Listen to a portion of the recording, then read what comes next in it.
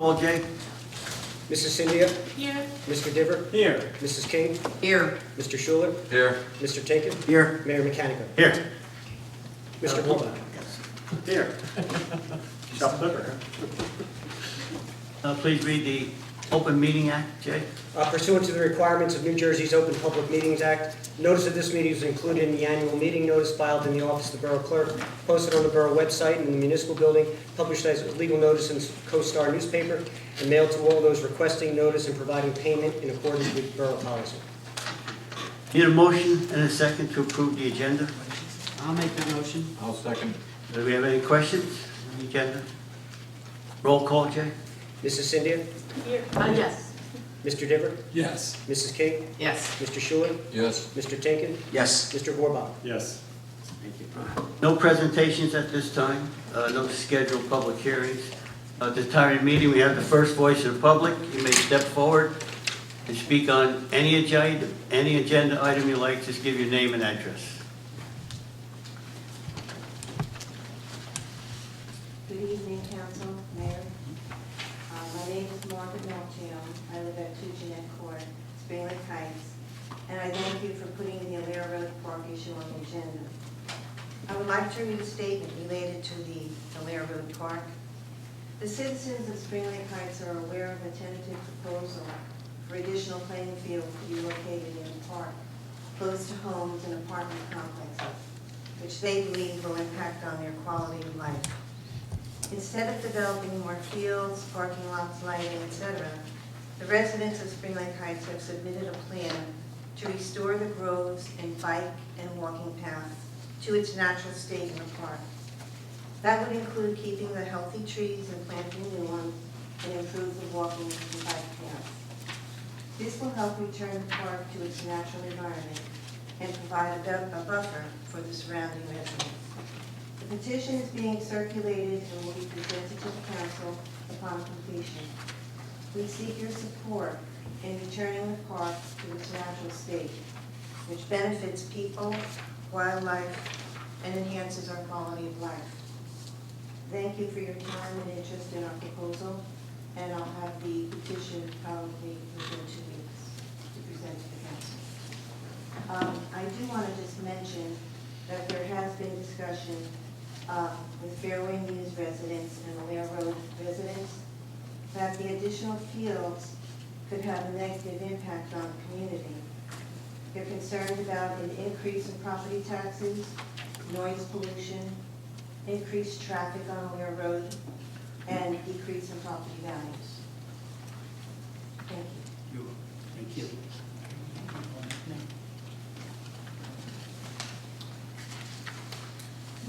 Anyone else? Yes. Thanks, Mayor. Sharon Bateau, Beverly Avenue. And I just would like to speak about this football/lacrosse field as well. I don't think we need it. As I understand, it would be bonded, which means we pay for that. And I don't know about you guys, I don't play football. I don't want someone telling me where my tax money is going to go. I don't think we need it. We have one elementary school in this town with enough playing fields here. There's already enough traffic on Allaire Road, and now we're talking about the other subject, which I can't talk about yet. I'll talk about it at the end. But I just think it's crazy. I think the tail is wagging the dog in this town. And, you know, while we're at it, we want to do something to develop that, which I thought was going to be green space. You know, I don't play football, but I like to surf. Maybe we could get a wave machine put in there instead. You know, some people would like a dog walking park. I hear that the plan, which has already sort of covertly been drawn up and spoken about, involves taking down a lot of those trees. And maybe I misunderstand it, but I did think Fletcher property and all of that was supposed to be green space.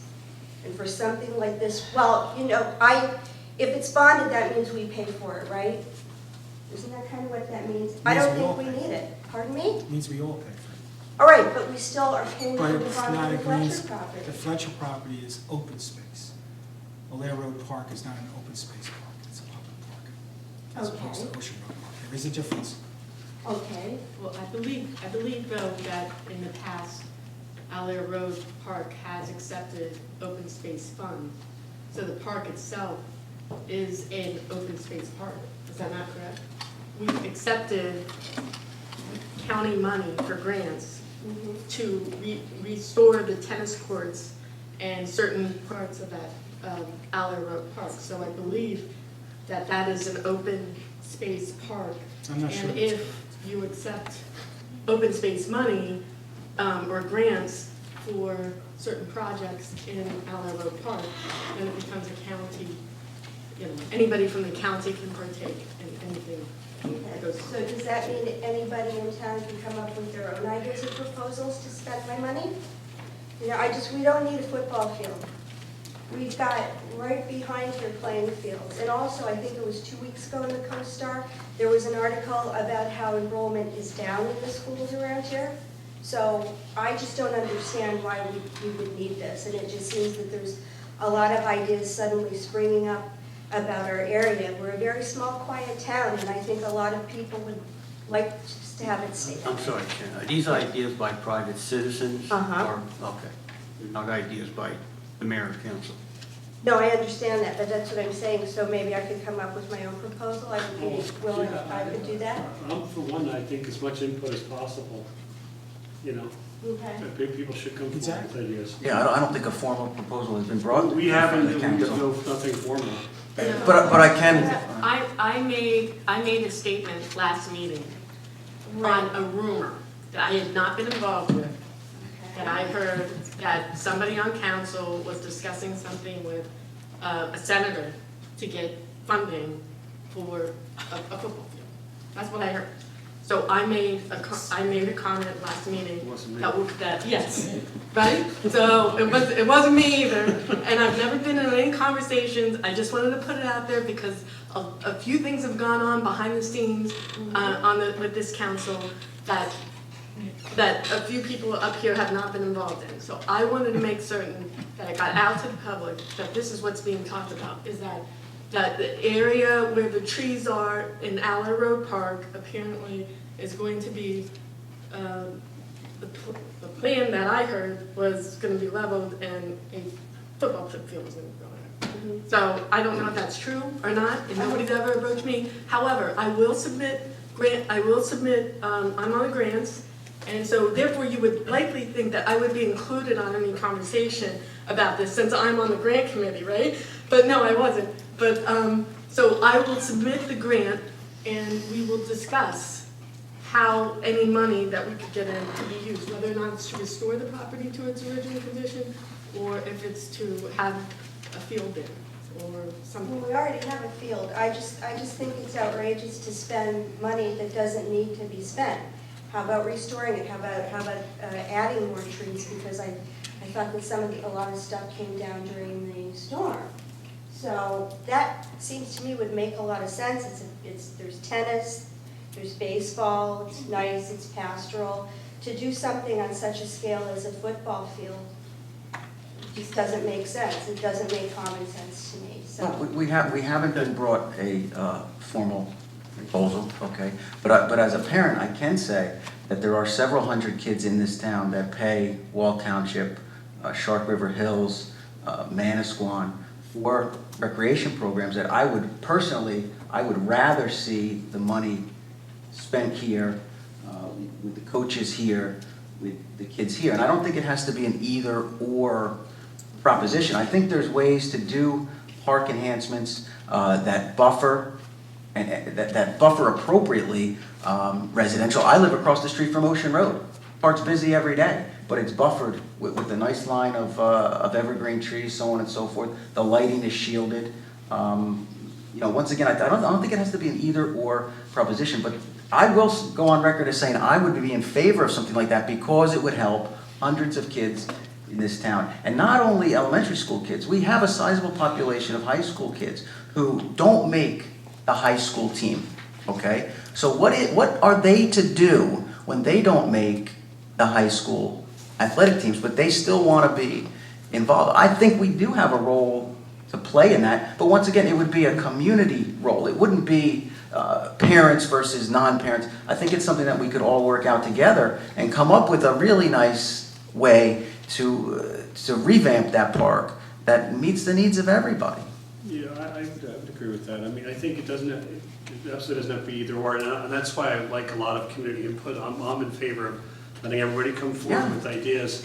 You know, we have had a history not too long ago of some pretty tragic events with teenagers, and I get goosebumps just thinking about it.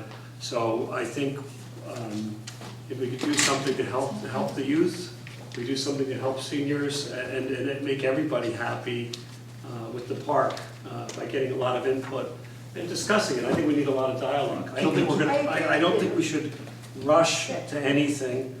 Well, let's take our time, let's work it out as a community, not this group or that group over one over another.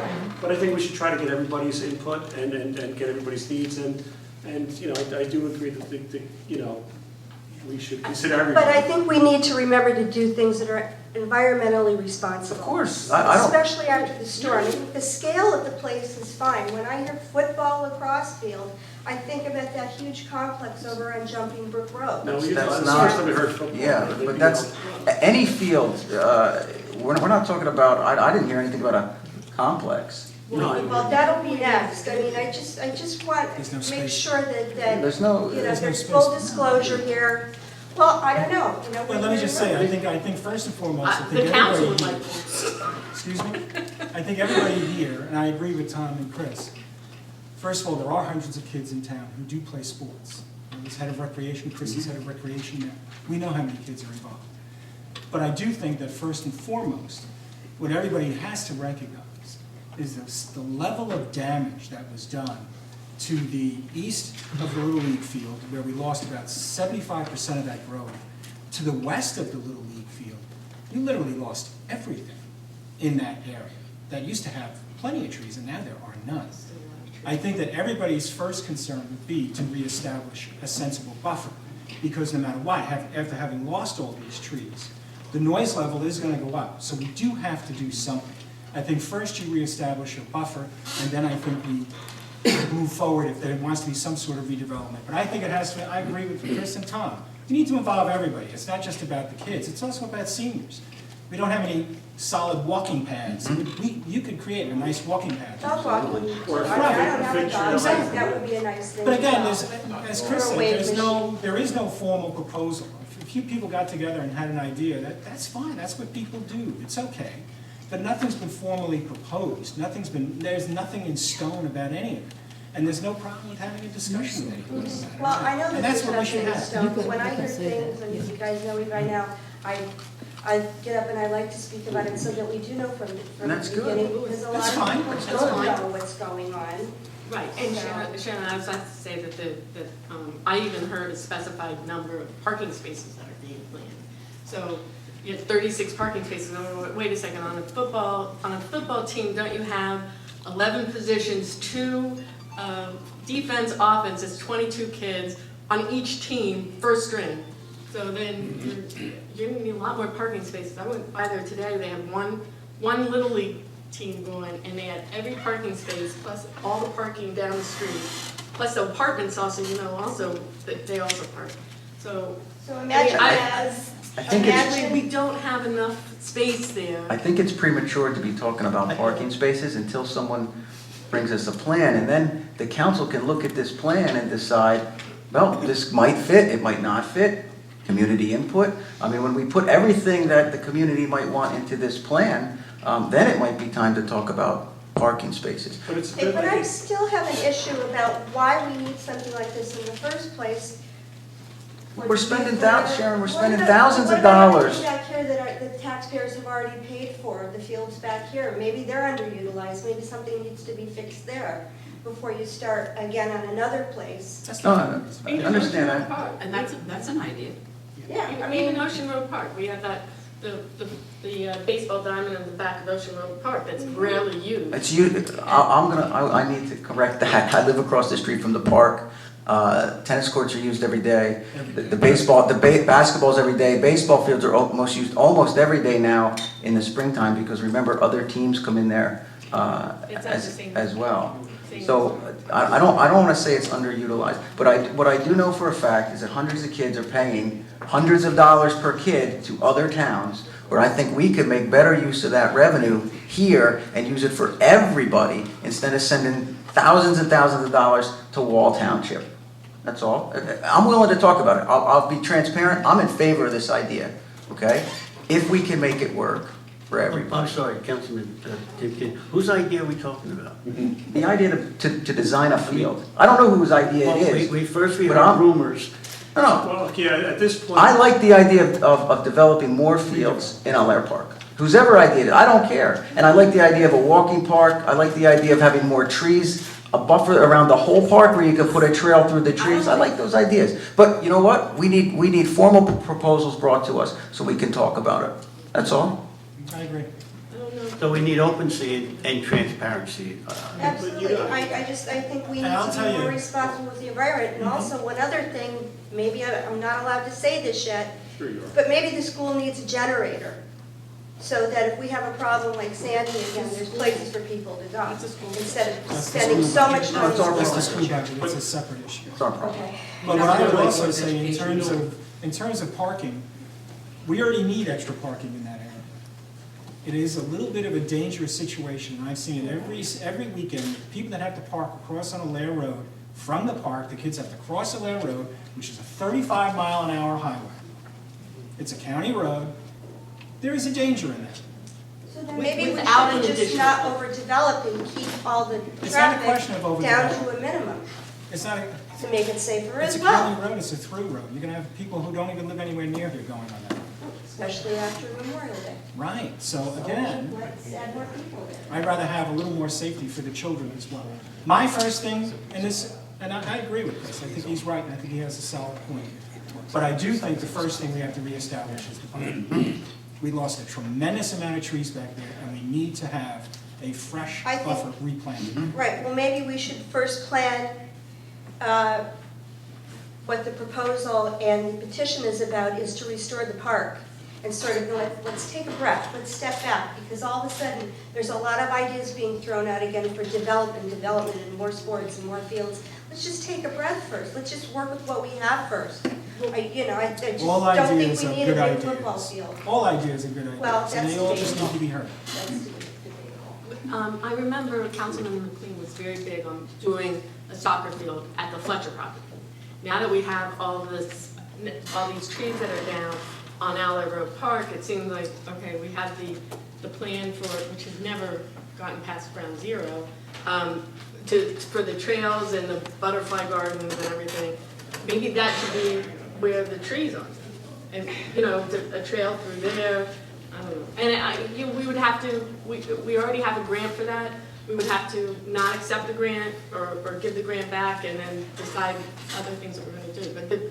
But we have enough space for a field next to, on the Fletcher property. So it's all level. You don't have to take down a bunch of trees. And I do think bulldozing. Not, but I just think that we don't need it. Why don't we work with what we have, fix what we have? I hear- Step back and take a breath and think about our environment and our green space, which is slowly disappearing around here. We don't want to be like planned up the wazoo here, and that's all. I hope that everybody just takes a breather here. Well, Enough. I just wanted to say, that the ideas come forward, I think we should discuss them, have plenty of public Absolutely. input. Consider 'em. And I don't think we're in a rush to anything. I think, I'll speak for the rest of the people in the council here, if you don't mind, Well, I don't know. I think a few people on the council have rushed to it. No, well, no, I don't think. If you don't have names, please don't bring it up. I didn't name names. in any- Okay, if you don't have names, we don't want to hear about it. In any Do you have case. names? Do you have names? If you have names, please let us know who they are. Otherwise, we don't want to hear it. Mayor, if I may, also just in order to clarify and have transparency, I wanted to remind the council that last summer actually, there was a commitment made regarding improvements to both Ocean Road and Allaire Road Park. Those were premised on the existing conditions of those parks at that time. And it includes a commitment of just under $500,000, actually $465,000, which includes a $188,000 grant from Monmouth County for open space, which has been matched by the borough, plus the additional funding for both facilities. Admittedly, the circumstances have changed. As a result of Sandy and the devastation, what I would call the complexion of both of those parks has changed. And it has been suggested that, yes, there have been suggestions made by those that are involved in athletics, organized athletics within the community, that before this plan goes forward, that other alternatives be considered. It is premature at this point to indicate that there's any commitment to move in one direction or the other. But again, we're going to have to revisit where we are in terms of our existing plan, which frankly is, under normal circumstances, would have been within 30 to 60 days of actually going out to bid. You know, I would also recall that we authorized our engineer last fall, late summer, to prepare plans for the improvements to Allaire Road and Ocean Road Park. So again, I think that in the very near future, that information is going to be coming back, and there's going to be a complete discussion on other options and alternatives. And to finish my point, whatever ideas we have, we're going to thoroughly vet them and discuss them. And I would insist on having public input. So I don't think, I haven't heard any conspiracy that we're going to ram through one thing or another. I just haven't. And honestly, the first discussion was a letter in here from somebody Someone submitted, yeah. who was having an environmental or nature area. So far, I haven't seen anything on a sports thing. I've only heard people talking about it. So. And one more thing, if maybe you could help me, where I would find in writing the definition of open space in the instance as it pertains to things like this? Where would I go? Actually, if I may clarify, Jane. sometimes we use the terms open space interchangeably. We have an open space trust fund that dedicates dollars each year, a 1-cent tax, for open space recreation, either acquisition or development. Development meaning improvements to those facilities. What I believe Councilwoman Cynthia has referenced are grant programs that in the past the borough has received and accepted both Monmouth County open space money as well as State of New Jersey Green Acres, commonly sometimes referred to as open space money. Each of those programs have different requirements attached to them regarding the use of the facilities, potential development or no development of those facilities, and who could actually use them. So, Where would I find this information? That's exactly. I can provide you with some. I'd have to actually go back. It is my understanding that both Ocean Road Park has received Green Acres funds. Allaire Road in the past has received Monmouth County open space grants. And again, there are different requirements, but essentially those requirements are that the areas remain recreation space forever. And there are some differences. Green Acres basically insists that you cannot restrict the use of the facility by people that are not residents of the town, although you can actually charge them more if you have a fee structure in place. So there are some different overlapping requirements depending on the properties involved. But between Mr. Delaney and myself, we can make sure that those definitions and that information is on file in Mr. Delaney's office, and you can take a look at it. That would be great. Thank you. Thank you, Mayor. Thank you. Anyone else like to speak? I'm coming back. I don't think I'm going to speak tonight after hearing this conversation. I'm trying to determine where an additional field will be placed. I live very close to the park. There's a huge Little League field. There's a soccer field in the front near Allaire Road. There's a playground. There's tennis courts. There's basketball courts. There was a buffer. There is no longer a buffer.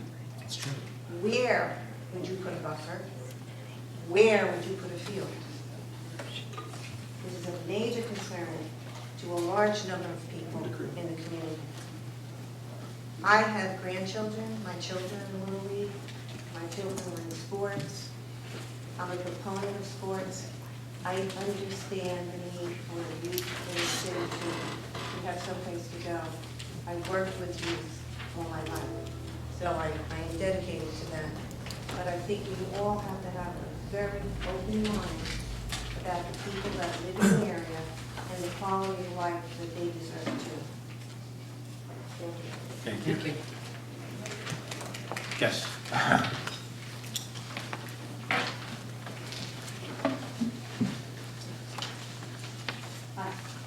Gail Nolan, 1022 Allaire Road. I believe you have my letter on file, which I know touches on most of my points, but in listening to this conversation, I just wanted to bring up a few other things. In terms of trees, Mr. Dever, there are 230, upwards of 230. It is not, yes, we were decimated. However, there talk of clear cutting upwards of 230 trees. It would be, and I have seen formal plans. So to say that this has not gone formal, there are plans that have been developed. I've looked at them. As one person stated that was with me in looking at the plans, these plans are trying to shove 25 pounds into a 10-pound bag. So even though this has not been enacted by the council, this has gone quite far enough that those of us whose quality of life is in jeopardy here are very concerned. We are bringing it to the public, we are circulating a petition, and I'm glad to hear that there will be discussion on this, as I stated in my letter, which, in terms of us paying Wall Township and hundreds of kids, I don't think that money is all, thousands of dollars are going to Wall Township. That is paying leagues and traveling leagues. That is by choice. That is not because we don't have the facilities. That is because the leagues are not in Spring Lake Heights. We don't have that many children to warrant these traveling leagues. We live in a small town with a small population of children. I teach in Howell Township. They have no shortage of children. So there's an abundance of leagues and facilities there. It's a much larger township. This is a small square mile town. And so because of the lack of population of that age, of course they're gonna have to go out of town, out of district. I have 3 girl daughters. They've played college sports. They've played all through the Little League. The facilities were fabulous and they were fine. I grew up next door to that park and I haven't suffered.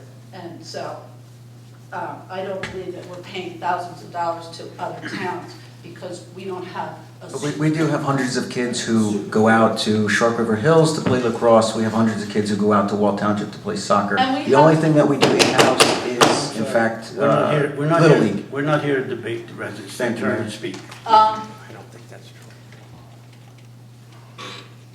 In terms of the Fletcher property,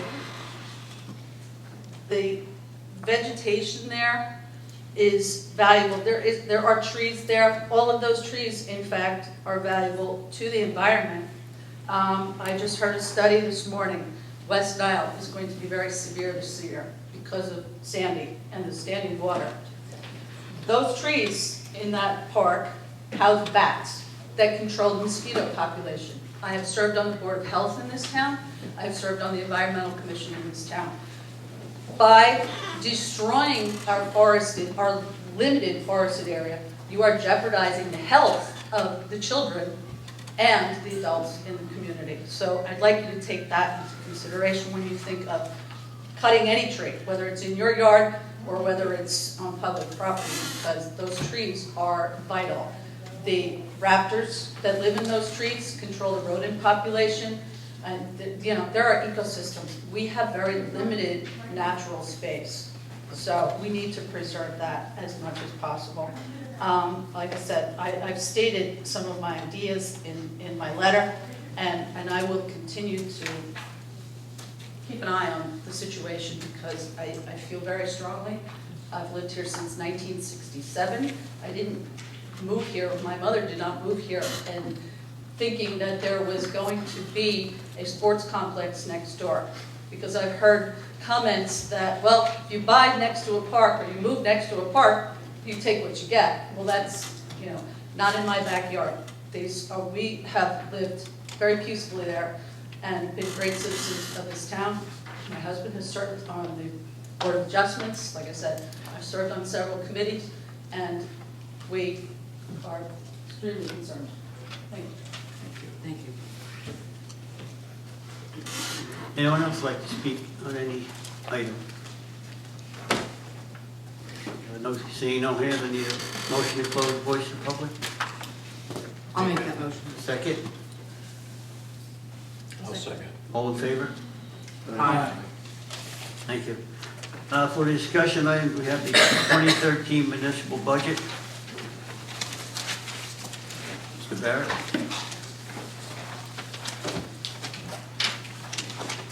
Mayor, just by way of background, at our last meeting, we provided an overview of the budget for introduction and indicated that there would The budget that you introduced at a prior meeting, I hand-delivered that to the state officials, Division of Local Governmental Services. And as background, they're having a tough year this year in reviewing budgets timely. We received guidance that if the state does not respond to us with any of their budget comments, that your public hearing, that you should basically have the voice of the people, have any kind of comments you like, but take no official action at that time. In addition, the governing... Used to take no official action. Right, you can't pass the budget without having the state's blessing and their review of I just didn't hear you. Sure, their budget review of the annual financial statement and the budget document. And I can tell you that chances are that we'll, as probably has happened in the past, we'll be doing a budget amendment to kind of get it in line with what the state wants. In addition to any kind of immaterial figures that we may have need to adjust. We found one small one that will basically offset with both trimming other areas of the budget and probably an appropriation reserve transfer as well. So the good news is that everything's fine. So we'll have it. This budget calls for no tax increase, and obviously that's always good news and an easy budget to review at the outset. So I'll turn it back over to you, Administrator. Yet again, at the last meeting, I had gone through the line items almost on a line-by-line basis. I did want to just reiterate a few general aspects.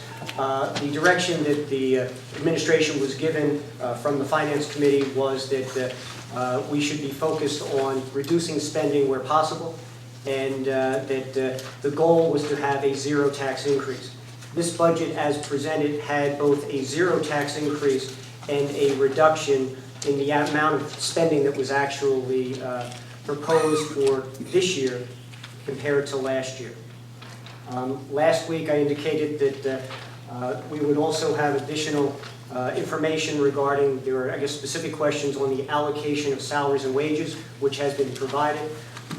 In the past, I believe there have been some employee positions, including the governing body, that were allocated among the current fund, which is tax supported, and the utility budget, which is ratepayer supported.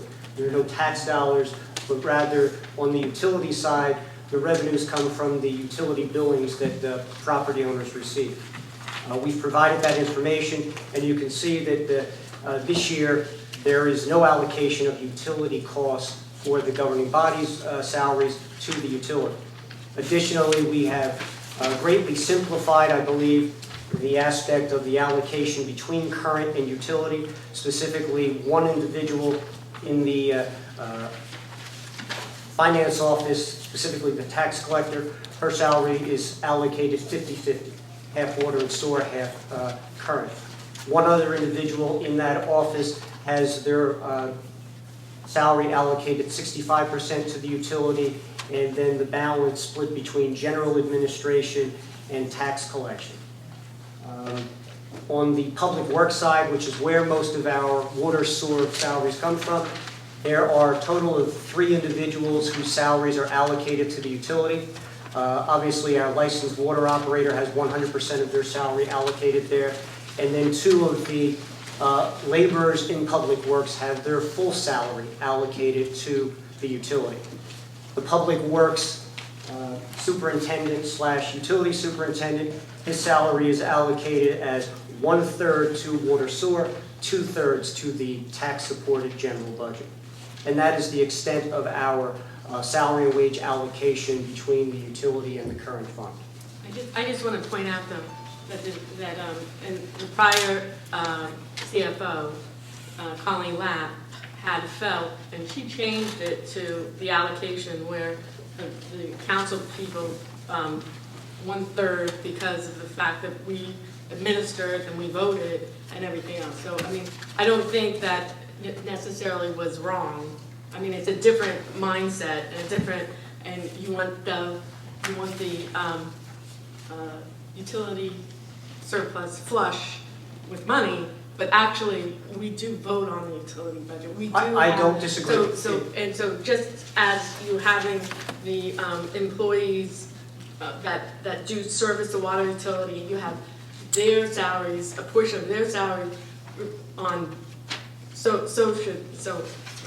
I do agree with Colleen Lau when she said, okay, this is what we should do because you do administer something from, you do vote on it, you do run the utility budget, and so therefore salaries from us, 1/3 should be attributed to the utility fund. And again, I don't dispute But I see how it's appropriate. making it flush, making it And more importantly, I think that in an effort to surplus. provide transparency in the budget, it's a much easier explanation that, the governing body salaries are paid by tax dollars, and although admittedly a portion of your time, certainly last year, a large portion of your time was spent on water and sewer issues, for the few $1,000s that's involved, in the sake of transparency, the trade-off was, let's make it a simpler calculation so that you don't need a score sheet to figure out whose salaries are being charged with. It was about transparency and really just cleaning up those books. Transparency would really be to allocate it where it should. My rough math has basically a $5,000 charge to a $2 million, utility, so it's immaterial, and especially I think more so was the concern about the day-to-day laborers, how their salaries are being allocated. Certainly, we can amend any budget during this process. Oh, no, I'm fine. It didn't matter to me one way or another. I'm just trying to say that Colleen had good intentions for what she did, and it wasn't, I didn't mean to imply otherwise. Additionally, I've actually had mentioned that we would be discussing tonight information regarding debt service, and I had previously distributed to the council copies of both the annual debt statement and the annual financial statement, most of which information has been summarized as part of the budget worksheet that you saw previously. I did, though, I had indicated, and I did want to distribute to you this evening, a projection of debt service for the next 15 years. And it really highlights two significant aspects of our debt service. Specifically, this year, well, let me do it this way. Last year, on the utility side, was our final payment on the 2003 debt. And that's evident in the 2012 column. You'll see that we had both an appropriation for the 2003 debt in the amount of $43,000, as well as our first payment on the 2011 series of debt obligation in the amount of $55,000. So last year, our total utility debt service, and I'm talking about just the pay down, not the interest cost, was $98,000. You can see that for the current year, 2013, that number has spiked up. And the reason for that is that in the current year, we are paying down the final payment on the old debt service in the amount of $123,000.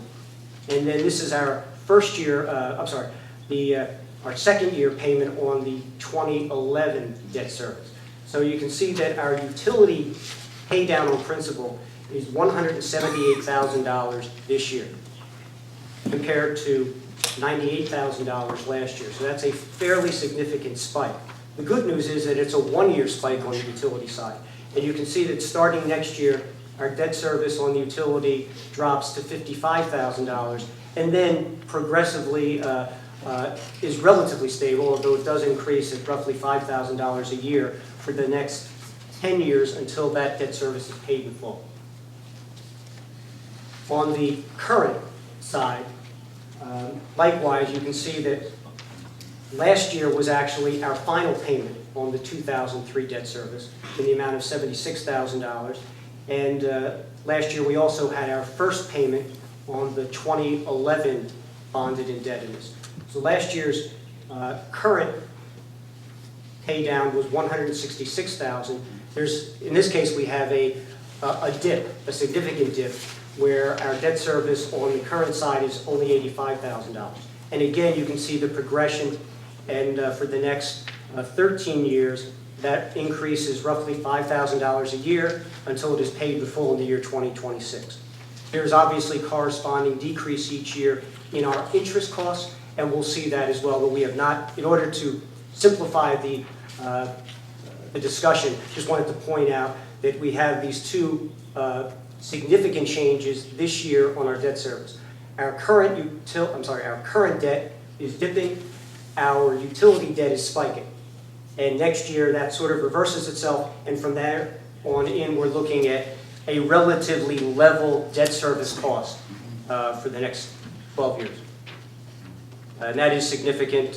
That does represent all of our bonded indebtedness, absent any agreement and approval by the governing body moving forward. We are developing, again at the direction of the Finance Committee, a pay-as-you-go, so that we'll start putting money aside for capital projects and capital improvements before they're needed, hopefully with the goal of not having to incur the cost of going to permanent bonded indebtedness. So that's a worthwhile goal. This is a great time for us to be pursuing that. While we're on the subject of debt service, I'll also mention something that we've mentioned briefly at the last meeting, our capital needs this year. We have really not included, and nor do we project, any significant capital investment this year. There are a couple of exceptions, one of which we'll talk about when you see that we've recently been notified of the award of a $175,000 grant for DOT. And we'll have some more discussions on that, because we may be looking at a match, and where that match will come from is something that the council will need to make a decision on. And I expect we'll have a full discussion of that at our next meeting, which time we'll also have developed a more detailed cost analysis for both the construction as well as the soft cost engineering and design fees involved in that project. In any event, this current budget, we have, and I may as well talk about them specifically and individually. On the current side, and again, I'm going to refer to the worksheet that previously was distributed because I find it's easiest to reference. On page 8, at line 34, is the capital expenditures in our current fund. You can see that last year we appropriated a total of $10,000, $5,000 for the capital improvement fund and $5,000 for building improvements. This year we are appropriating, or this budget proposes, the same $10,000. However, it's allocated somewhat differently. Typically, money is placed in the capital improvement fund to provide the necessary down payment if we do issue any bonds or notes. Because we don't anticipate doing that this year, we have reduced that from $5,000 down to $1,000.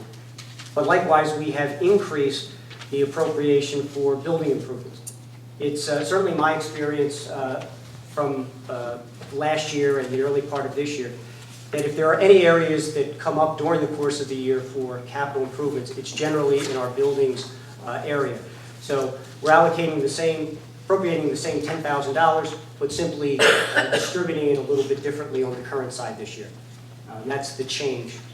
On the utility side, likewise, on page 9, starting at line 35, this is the capital improvements on the utility side. Last year, we appropriated a total of $60,000. Again, $45,000 into the capital improvement fund, indicated as down payments on improvements, and the $15,000 in the capital improvement fund. Again, we do not anticipate any projects in the current year that would need to have the down payment requirement. Therefore, we have reduced that $60,000 total appropriation down to $40,000 and placed it in a new line of capital outlay. It is our intent to start the process now of paying as we go. This $40,000 provides $40,000 in spending in the current year for capital improvements for our utility.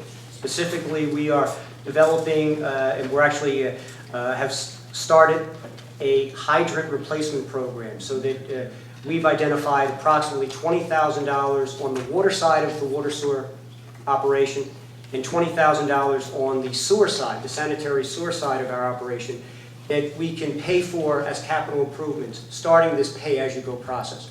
It is our hope that in the coming years, we'll see this expanded to provide fully for a pay-as-you-go program. So that's a significant change. And essentially, the capital improvements that we've just talked about are funded one of two ways. We either fund them in the budget annually, or we do a bond ordinance to provide debt to pay for them.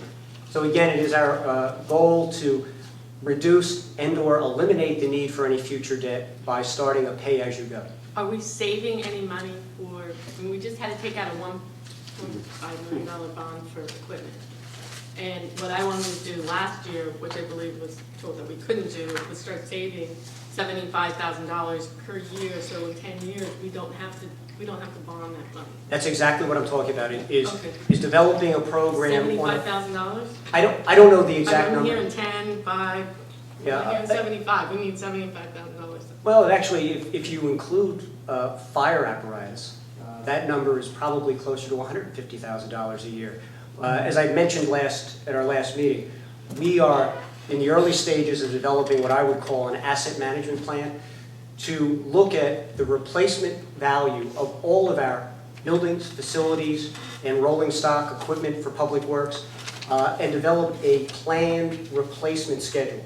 To stagger it. And do we have anything in, because I don't believe we had anything in last year's budget. Do we have anything in this year's budget with regards to that? We do not.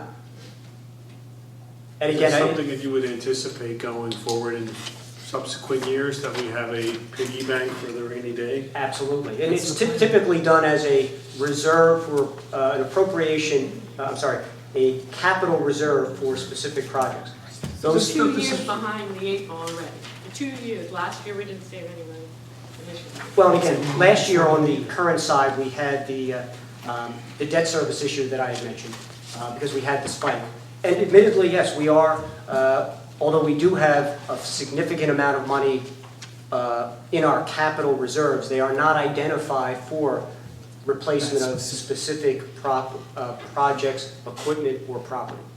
Right, but that's been there 2 years ago, that was so. Well, I'm saying just we're saving money per year to replace the vehicle. We couldn't afford, we had all that money already in reserve when we took out the bond for $1.5 million in equipment. And then what I thought the idea was that we were going to start saving $75,000 a year so that we did not have to do that the next year. We didn't have to buy equipment on a credit card. well, exactly. So that was my understanding, but we didn't do it last year, and we're not doing it this year. That's correct. We have not implemented that for this year. Although you're going to point to what our capital reserves currently are?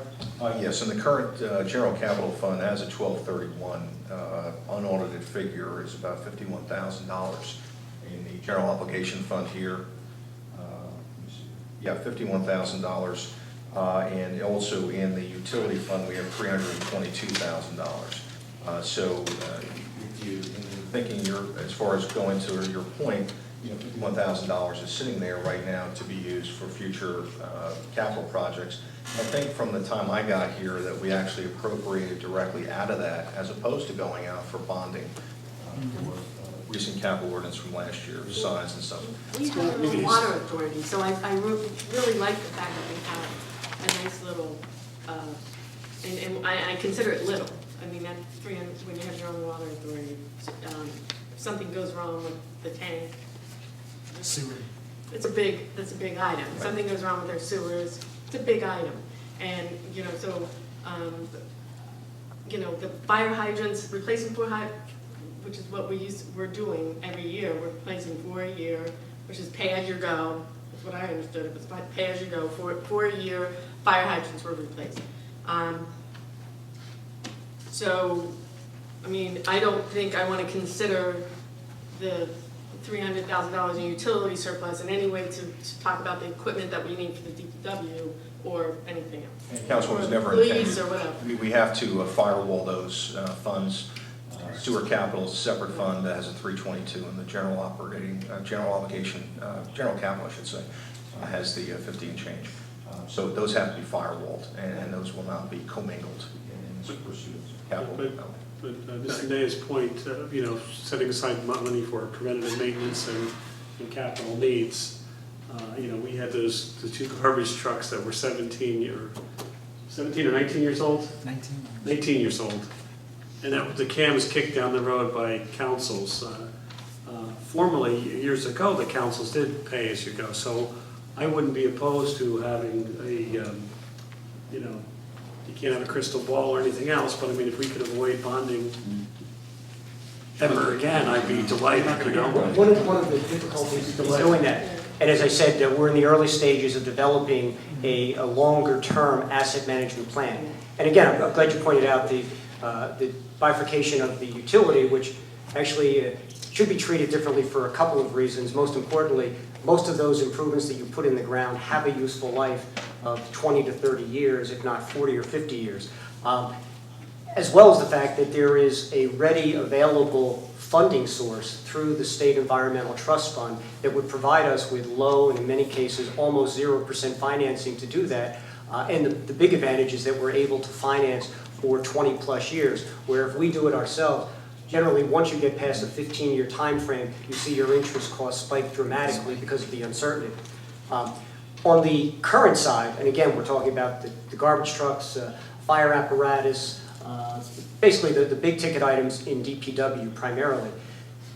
Unfortunately, where we are is that we have the two biggest pieces of equipment are scheduled, they were just purchased at the same time and they're scheduled to be retired at the same time. So that's going to take a little bit more of what I would say asset review to determine what we can schedule opposite those planned replacements so that we have, again, the goal would be to have level costs every year, whether it's indebted costs or, as we prefer through a pay-as-you-go, a capital reserve set aside. It would be nice to see something soon. And I agree. And I should also point out that part of our analysis has been that we have reviewed all of our capital. And as John has indicated, there are funds available, certainly on the utility side, in the amount of $300,000.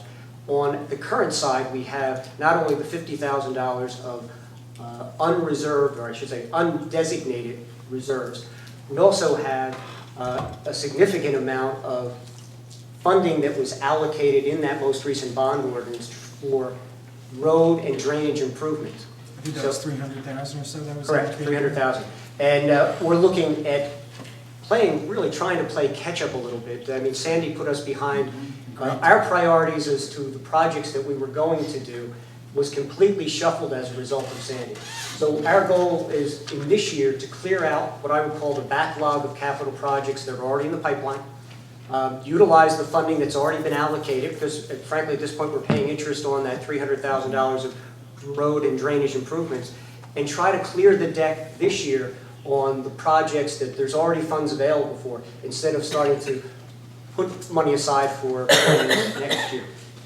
But I certainly understand your point, and again, I guess it has been this decision of the governing body in the past few years to, because of the economic uncertainty, to reduce the impact or maintain the level of taxation where it currently is, without having to put unnecessary funds aside. I don't want to say unnecessary is in terms of whether they need to be spent, but a determination as to when they'll be spent, whether it's this year, next year, or sort of ramp up to that as the economy improves. Any other questions on capital or debt service? Well, the only thing I was gonna say is that we certainly are in a good position in terms of our equipment. Due to the equipment replacement that we did 2 years ago, we're certainly in a much better position. I think Hurricane Sandy threw a chink in everybody's armor as far as that goes. We had to outlay a lot of money concerning that. Money that we should see back, but again, you don't want to plan until you've gotten it back.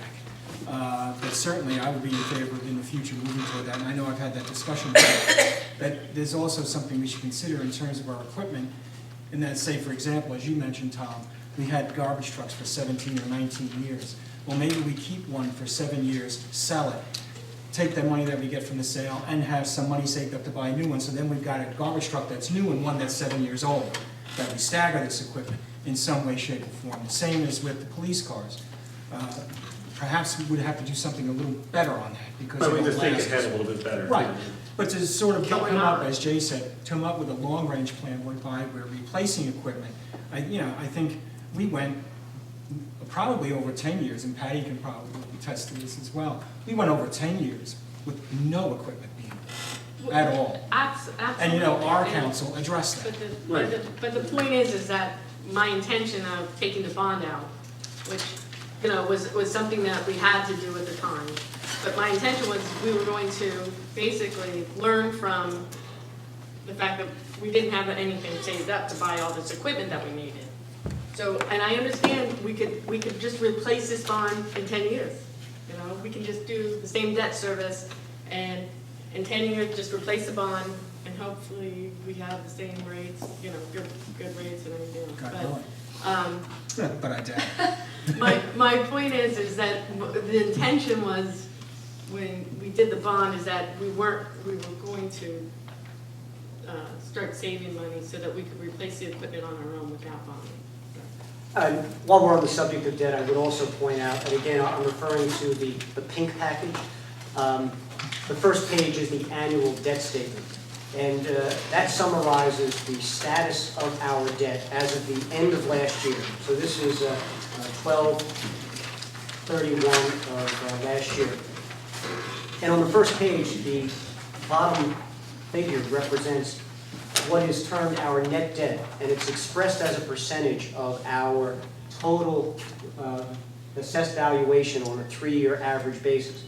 There's a calculation that's done, and this is that calculation, to demonstrate what level of debt we have in comparison to our property values. What is significant about that is that there's a statutory limit of 3.5% on our total indebtedness, and we are at 0.27%. So we are less, or just 27 about, basis points. we're at 1/4%. So, and We're I, very solid. That's a good thing, but we Yes, would that like is a to good thing. keep it there, that's my point. And historically. And my point is that we want to save money so that we can keep it. Well, the other thing, historically, looking back at, if anybody's talked to colleagues who live in different towns, and you find that they're paying like twice as much in taxes as we are. So I mean, we would like to keep it. We have a pretty good deal here, and I think most of us would like to keep it. And I understand too that sometimes you have a debt and maybe it makes sense to pay that debt off rather than saving money today. But that's the ultimate goal, is to build a war chest for the things that are needed. But at the same time, given the economic uncertainty that still exists, Right. we also don't want to add burden if we don't have to. Agreed, totally agreed. and the other side of that is that, there are items, in the perfect world, there would be no indebtedness at all by the municipality, particularly in a municipality that is not growing. But the reality is that there are some costs, and I'll use the, utility's probably not a good example, but I'll use a park improvement as probably the best example. Frankly, the benefit of that is going to, an improvement like that is going to benefit not only the people that are here today, but the people that are here 20 years from now. So there's also the argument that they should pay a share of that as well. It's the argument about you own a car and you bought it 2 years down the road, I'd start carpooling with you. You've invested a lot of money in buying that car, and I'm just coming in and paying for the gas. It's a similar idea that those that receive the benefit should pay the full cost, or at least a portion of the full We cost. throw in a cup of coffee and we're good. Okay. So you're saying that if we start saving for garbage trucks today, that all the residents are paying for 4 garbage trucks instead of 2? That's unfortunately the problem, because right now they're paying for the 2 that we have. I enjoyed And the so- argument. So there's a happy balance there, and we'll have that discussion. In any event, I think that covers pretty much the debt and capital, which, in my opinion, is probably one of the most important discussions that we should have. Certainly, the appropriations on a line item by line item basis are important, but those represent our ongoing operating costs. And all too often, it is very easy to focus on, an appropriation for a particular department and miss what I consider to be the big picture, which is the capital improvements in the community, the level of debt, and how those capital improvements are being financed. Because again, the improvements that the governing body authorizes, whether they be street road improvements, park improvements, they really reflect the character of the community. And, particularly the streets and roads. That's really, people talk about curb appeal of home values. Well, curb appeal starts with the street, before you even see the house. And we are fortunate that for the most part, we have done a fairly detailed analysis of our roads, and we're in pretty good shape. We're going to utilize DOT funding when available to maintain those roads. We do have some drainage issues, frankly, that unfortunately the drainage problems are not always on the streets that are in the worst condition. So you'll be seeing from us as we move through the year, and we're going to have this discussion specifically on this DOT grant that we've received, the priority list as to which streets get done and how much of our efforts are going to be on the paving as well as on the drainage issues.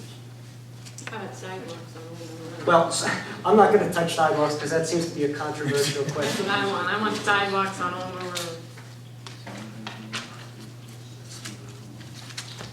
For safety purposes, for kids. Again, I don't know if there are any specific questions or comments. I think at the last meeting I did a fairly detailed line by line Detail on review. that, yes, you did. Um, Anyone have a question of? What's a penny for this year? 100, and I'm going to refer you to the worksheet, it's $115,000.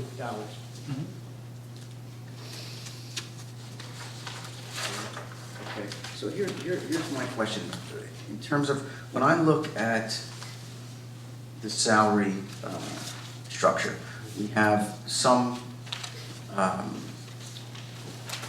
groups of workers have been, without a collective, or their collective bargaining agreement expired on 2010? That's correct. Okay.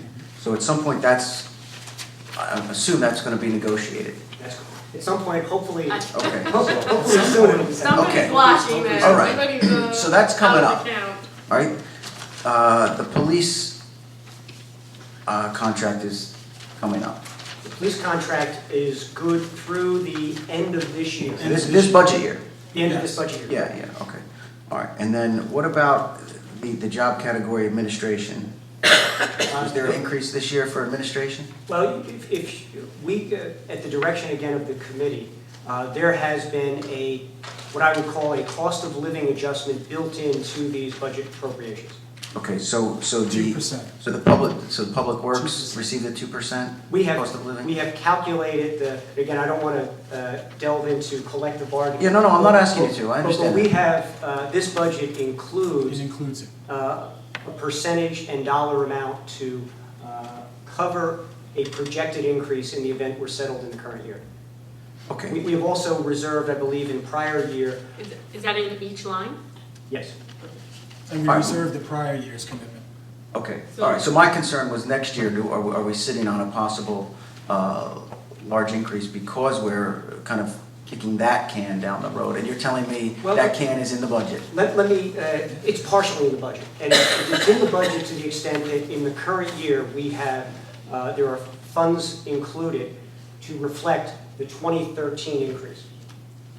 But I would point out that, and I'll talk specifically about both public police, we still have 4 officers that are within the steps. So in addition to whatever cost of living adjustment is made, we have a fairly significant number, I mean, that's more than a third of our police department are receiving stepped increases, which are above just a cost of living adjustment. Okay. And again, we actually, in all of our collective bargaining, we have a two-tiered structure, depending on when an employee was hired. Right. Generally, that cutoff is pre-2007 or post-2007.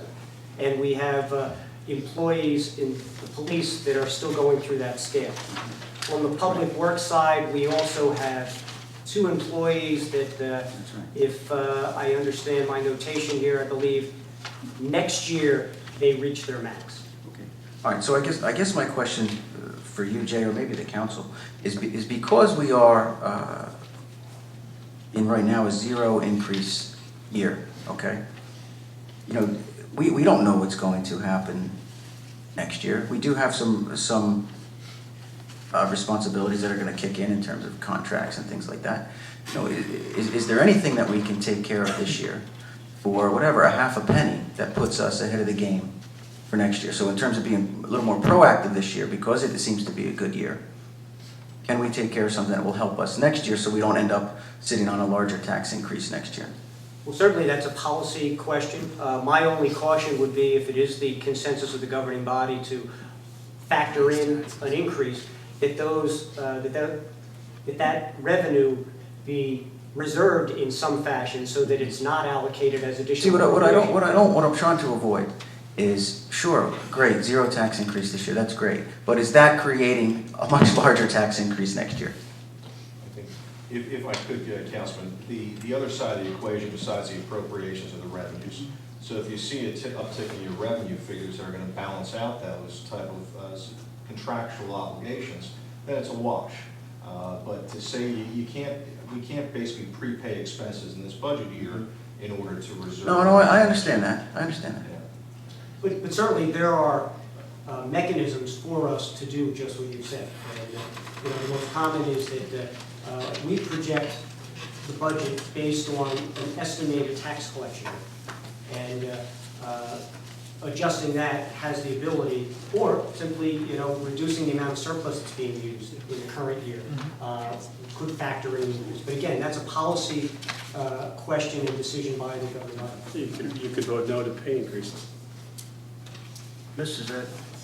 No, that's good, thank you, Is Mayor. that me? Thank you. It's a Okay. very No, I conservative. mean, I'm just putting it out to the council, can we do something, is there anything we can take care of this year to keep whatever happens next year a little more stable? That's all, put it out.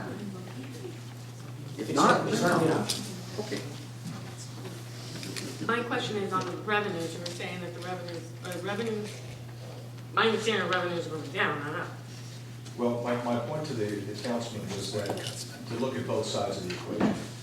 What I interpreted the question as being was, can we do something on the appropriation side to mitigate a tax increase or utilization of fund balance? Now, a simple way of doing it would be if you were to raise taxes, say, a penny. That's a decrease the reliance on the utilization of fund balance and thus use that fund balance in a future year. Well, it becomes the savings account. Yes. It's a factor. To be used for. So there are a lot of mechanisms we can employ, and certainly between now and final adoption, once again, this is your budget. So if whatever you want to do, we can make that happen for you. That's what we're doing. Thank you. And as I mentioned at the previous meeting, there are some revenue differences this year. Last year, we had the fire funds that were essentially the surplus that we pulled over, or that the borough pulled over with the dissolution of the fire district. That was That used. made it easy for us to have a 0 tax increase last year. That's correct. Or what, you know, give back the overhead of the fire district. That's what we did. Yep. They have Thanks to paid John you, Lewis, given by the back way. the administration. But, you know, so we were able to give that back. But the point is that we don't Still have that next year. That's correct.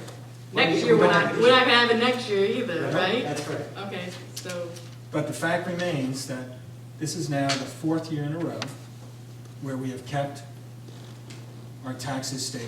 right, And but that's a I'm very good saying, thing, and not only have we kept our taxes stable, we've helped our residents keep a stability in their lives by keeping our taxes stable, And lastly, we've done it while maintaining a 0.27% debt to real estate value. That is an astonishing feat in any town, and there are many towns that don't even come close to this in terms of how we've managed not only our debt, but our revenues. We're in very sound financial condition. My point is, we've gone through several years with 0 tax increases. I'm just trying to say, and I knew we could not have done a 0 tax increase, let alone a whole $17 refund to people, but, which I thought was a little ridiculous. But anyway, so we gave the $17 back to everybody, every household.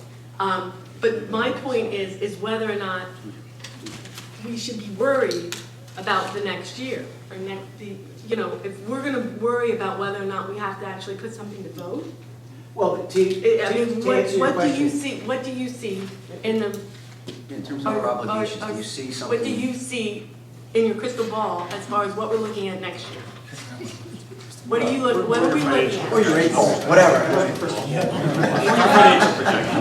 I think half will answer that, Senator. And your best estimation, what are we looking at next year? You got that crystal ball. You Take the 8 ball. As opposed to the capital budget that we would do a multi-year plan, to say at this point what next year is going to foretell as far as the tax increase is, at this point, has not been calculated. As far as any type of retirements that you would basically, whatever the policy is as far as attrition on the. Give an entire retirement golden parachute. Okay, so we're gonna have to give that because they voted on it in December. And so there's a lot of different factors. Certainly your debt service starts leveling out as far as those payments, so that reduces the appropriation. And then any type of new revenues or increased revenues, would balance this out. The reality is this, and I don't live in your town, I live in another town, and I work in multiple towns. Eventually you're going to have to, increase taxes, whether it's politically expedient or favorable to the residents. The reality is that, as you start giving, if revenue stays stable and you give a 2% increase to your employees, you got to find that somehow on the revenue side, you appropriate fund balance, or you're going to need to pass that along to the residents unless you find other cost-saving measures. And this is a lean budget. This is lean. Yes. But I should point out, and you somewhat added the other cost savings. This budget reflects the commitment of this governing body that started before I got here in terms of changing the structural element of how the operations are conducted here, how services are delivered, the utilization or the expanded utilization of part-time employees, the reduction in force that has been affected through attrition. And I've distributed to the council a very recent retirement that we will see, or actually, essentially, it's effective today, or May 1st. No, May 1st. So, again, in Public Works, the increased utilization of part-time employees has increased the productivity in terms of what the actual cost of delivering the services are. We have also identified some other structural changes in terms of how services are delivered that will not dramatically reduce our costs, but are at least setting us on a path of reduced costs. But see, I think we're just getting by. We're not saving any money. See, that's what I'm saying. You say attrition and somebody retired. Well, let's put that money for the garbage. Let's put that money aside. But we're not putting that money aside. Well, and I can't argue we're with basically, that observation. But that doesn't mean we don't have any money. But the other thing, Councilman, is that should those retirements get known during the end of this year, and we know we can count on those. I mean, separation of service. We have a lot of people that put in retirement papers to protect their beneficiaries should anything happen to them, that's in the system. But if there are savings, known people that have left here and we're not going to replace them, or other cost efficiencies, we can then start appropriating with the council's blessing those funds for what you would be in a rainy day or replacement fund. For example, a person that's retiring. My point is that for a 0 tax increase, we are not doing probably what's in the best interest of the town for a 0 tax increase this year. I disagree. The best interest of the town would be to start saving for, Not true. to replace these You're gonna tax? equipment later on. And so I'm just, listen, Yeah, I would offer to you this, the reality is, you know, we could go into future year budget, if we just bring it back to 13. we didn't have any conversation before the budget. If we had a conversation before this budget was presented, that would be the appropriate time to say, listen, you know, but the budget's already done, and so. And certainly, it's a purview of the governing body to amend it, and we will be amending it to tweak out some certain appropriations. So at that point, it's plenty of time to have those discussions. One other It way- should also be Yeah, noted go that ahead. the person that's retiring is budgeted for a full year's salary. So if that person's going out May 1st, that means we have 7 months of that salary captured. That is not reflected there. This full salary and benefits are reflected here. It'll help us next year. Yes, and it'll help you even in this year. Well, It'll help yeah, that but- fund go up. exactly. Right, That takes care of our rainy day fund, right? exactly. There, just A lot of people to, retire. I think, I believe Councilwoman Cindy asked a specific question that I wanted to answer, which was potential cost increases. And I've just done some quick calculations, just in terms of the 4 officers in police and 2 public works employees that are part of our current staff. We're looking at approximately $55,000 in additional costs next year as those employees go through the step. Right. So- That's another And that's without increases? Without general increases? Because That's- that's right, the that's- police those are are gonna the be steps. under. Those are just step the progression, poli- The yeah. police, you know, without any, you know, they very graciously accepted a 2-year freeze. And they, it's 2% this year, right? 2% this year, and next year, you know, Whatever. they're gonna have an increase. And Absolutely, and again, this is probably the appropriate point to point out that government, particularly this government, provides services. And the cost of providing those services is primarily reflected in our labor costs. Yes, you look at our overhead, you look at our insurance, but when you actually calculate our salaries and the direct benefits of health care costs, pensions, social security, you're talking about 70% of our entire budget. So, yes, at this point, we are really, there have been systemic changes. We have reviewed the operations in terms of increasing productivity, reducing costs. We're on the right path. But we haven't gone the next step, which is the bigger bite of the apple is what services, if any, are to be reduced, because that's where the direct cost is. And the other thing that will be a contributing factor to reduce your expenses as we move forward is the healthcare reform, where employees are paying a percent more, Substantial. oh, quadruple for the please, first year. they give people raises. So that's going to be something that's going to mitigate your, basically, so as we speak about, 2% salary increases, but, they're at a max, they're going to be paying almost 35% of their true healthcare costs. So for the average employee across, and let's take out the employees of this borough, but across, New Jersey, they're seeing their take-home pay get reduced because of this healthcare. And being an employee, it's time is coming with this. It's no free ride as you kick the can down the road. So it's going to be balanced, and those are going to be the figures that we're going to need to see what we'll realize this year, because I guess July 1st, those increases will kick up. So we'll see what the true value of that money is getting brought back. And then next year, we can anticipate more money getting brought back to us through employee reimbursements. So there's not the black clouds. Don't get me started on employee reimbursements It could be worse. for the healthcare, they give raises. It's not analogous. No? Question, Jay? But, again, I want to just perhaps summarize by saying that this budget serves several purposes.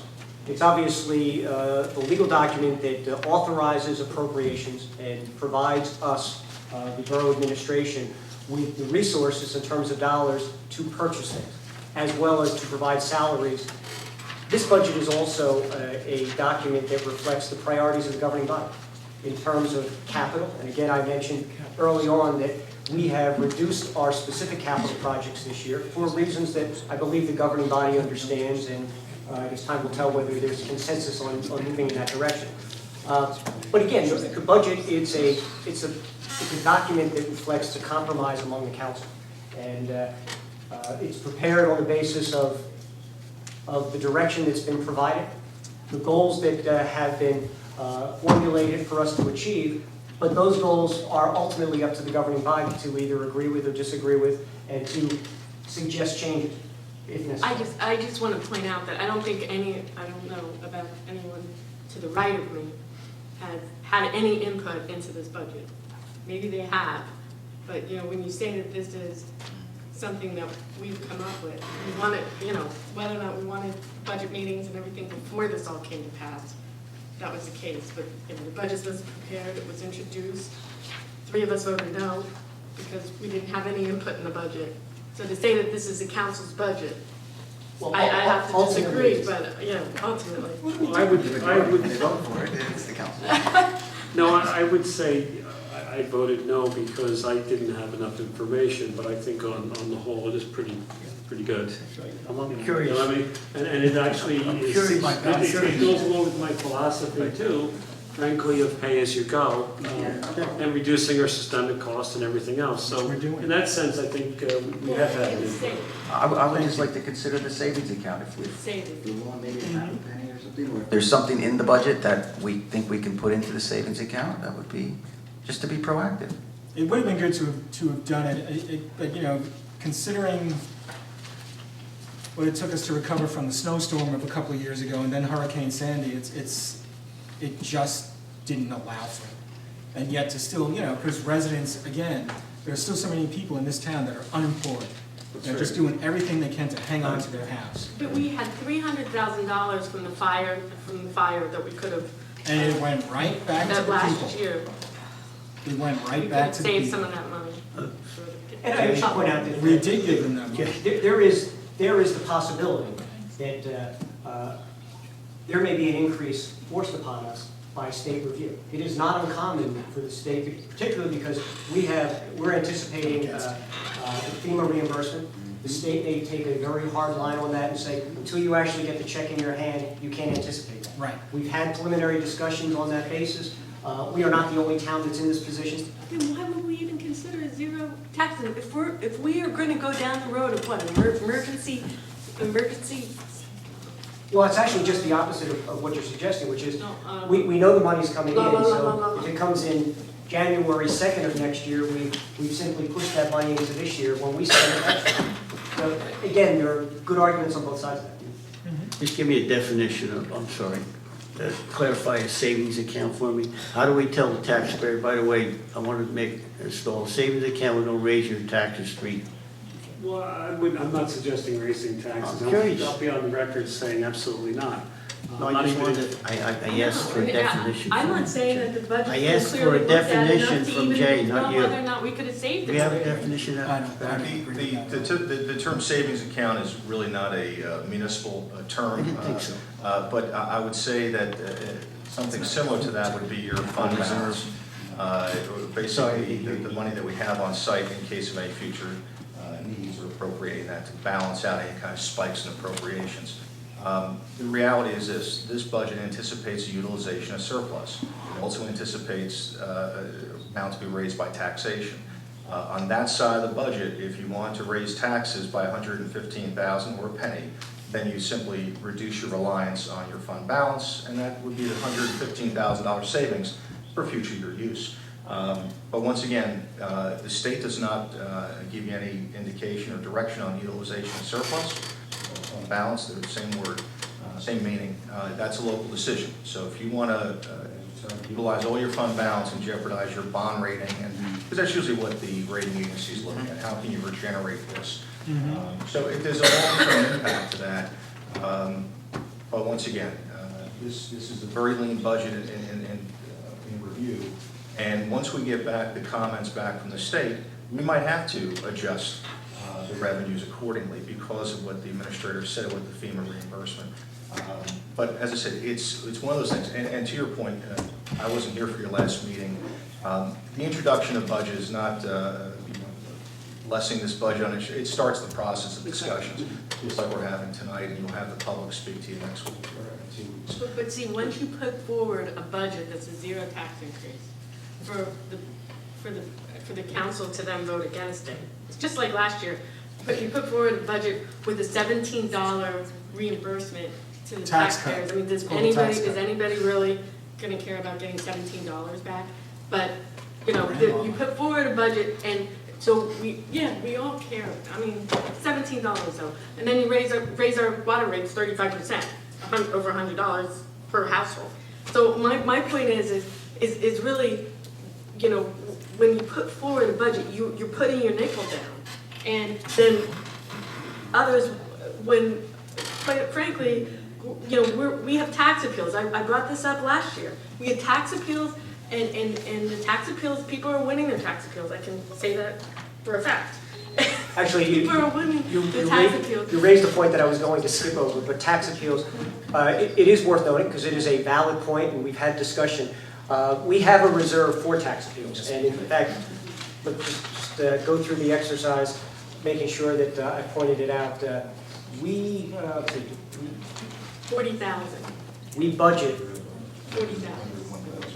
Okay. It's $40,000 per tax. As of the end of last year, 12/31, we had $101,000 in reserve for tax appeals.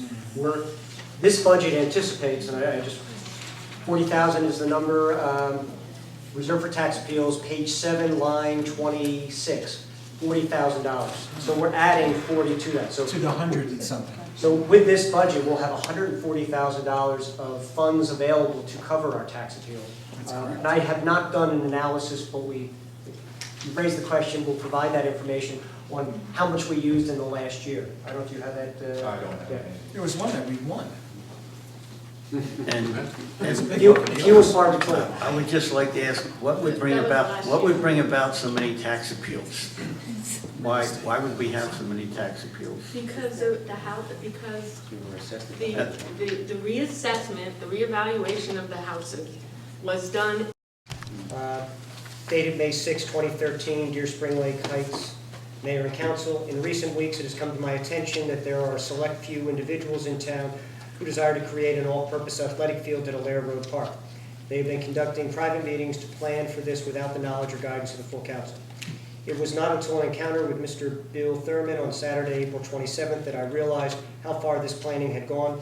He was touring the Fletcher property next door to my home and the park in order to photograph the properties. At the time, I did not realize the full extent of his intentions, and I fear he did not sufficiently recognize my strong opposition to such a project. For that reason, I am writing to you so that my position on this matter is clear and public. I am requesting that this letter be read openly at your next council meeting to ensure this. Our town is a very small community that has always enjoyed a quiet, peaceful quality of life. Allaire Road Park sits nestled in a heavily residential neighborhood. It is surrounded by beautiful mature woodlands, which are home to many birds and animal species. A sports facility such as the one proposed would severely jeopardize the quality of life for the many of us who call this area of town home. For me, that has been 46 years. This project would negatively affect more residents than it would benefit. As an alternative, I believe there is sufficient space for improved sports facilities on the school property. Perhaps this could be considered, especially in that it is more centrally located in town and would have a much lower negative residential impact. Since Allaire Road Park is adjacent to our Green Acres Fletcher property, I am wondering if the Environmental Commission has been included in the planning session. My guess is that it hasn't. My suggestion is that they should be consulted before any consideration or action is taken. Another aspect of my concern is the cost of such an undertaking, both in its construction and subsequent maintenance.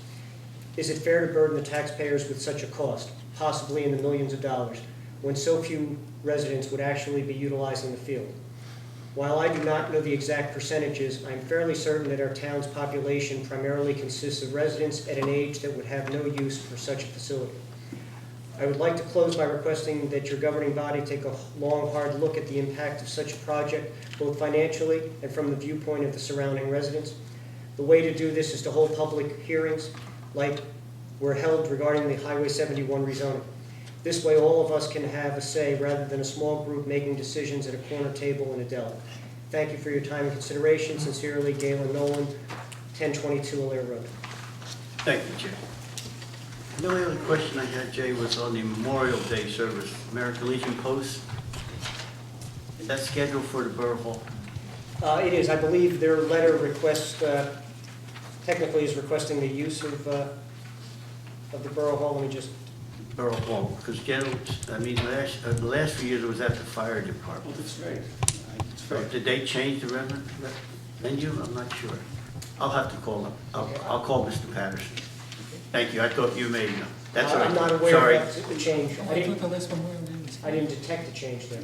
No, it says, you're right, I read it over and I didn't realize. I thought it was here. It says in this letter, Borough Hall at 9 o'clock on Yes. the 27th of May. But in the past, it's always been at the firehouse, with the wreaths and all that stuff. yeah. That's what I was curious. I'll have to contact Mr. Patterson. Okay. Thank you, Jay, that's all right. It's, Okay, new business. We have a few resolutions we have to run through. First is R 2013-62, to click it or take it. Right. Need a motion and a second. I'll make that motion. I'll second. Any questions? A roll call, Jay. Mrs. Cynthia? Yes. Mr. Diver? Yes. Mrs. King? Yes. Mr. Schuler? Yes. Mr. Tinkin? Yes. Mr. Vorbach? Yes. Thank you. Resolution R 2013-63. This is the Sprint Spectrum antenna on the tower.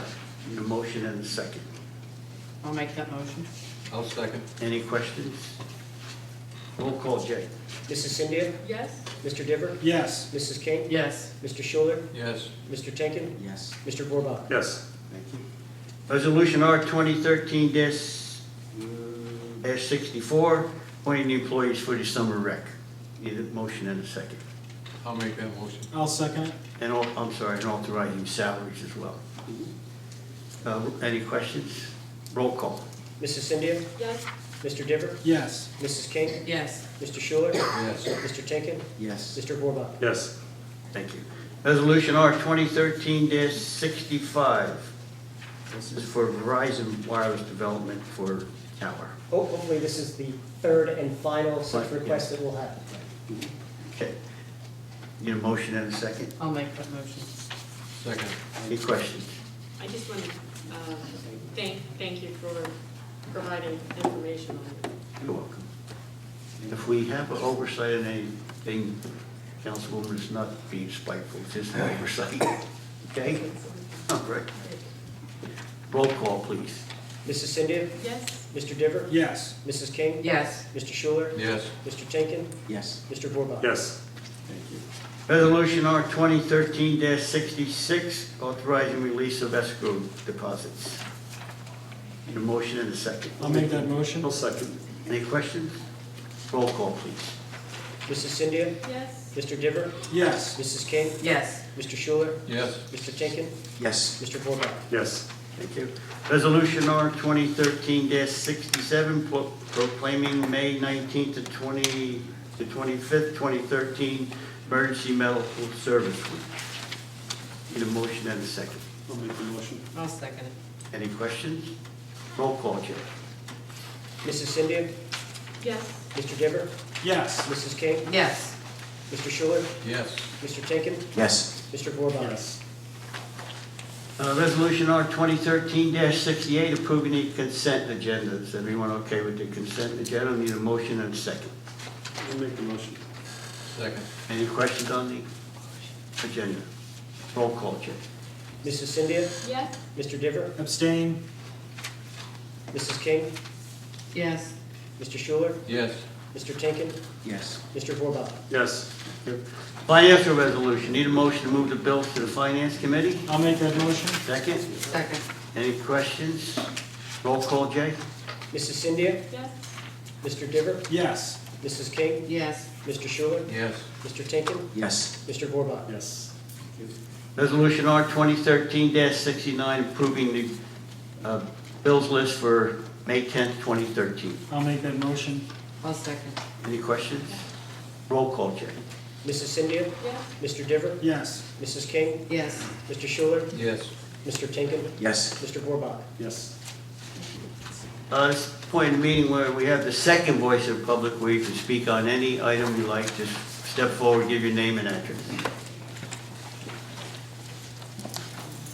Sharon Bateau, Beverly Avenue. Question for Mr. Diver, I guess. The possible rezoning on Highway 71, I was wondering when it would be on the planning board agenda. I think it may be this month. Okay, how would you find out for sure? Would I email you? You would email Janine Gillis, who's the secretary of the planning board. She's right here in the office. Okay. It's the fourth Wednesday of the month, 7 o'clock, right here at Borough Hall. And it's just discussion, right? When it comes up? I can't say whether it's just discussion or what, but I think it is going to be on the agenda. Okay, because nothing was supposed to be passed, no ordinance is supposed to be. One member of the planning board. Chairman would control. know. The chairman decides. Mr. whether- Rusalisi. Who's So, that? Mr. Rusalisi, Frank. And if anything were passed, it would have to come back before the council again. All right, because I happened to save a lot of Remember, it's an articles ordinance. from the CoStar, Sure. but the council did agree at the last public meeting that there would be more public meetings and discussions on that subject. Absolutely. That's exactly. And then the That's what we other, want. pardon me? That's what we want. Definitely. The other question I have is, what is development application notice for 608 Brighton Avenue?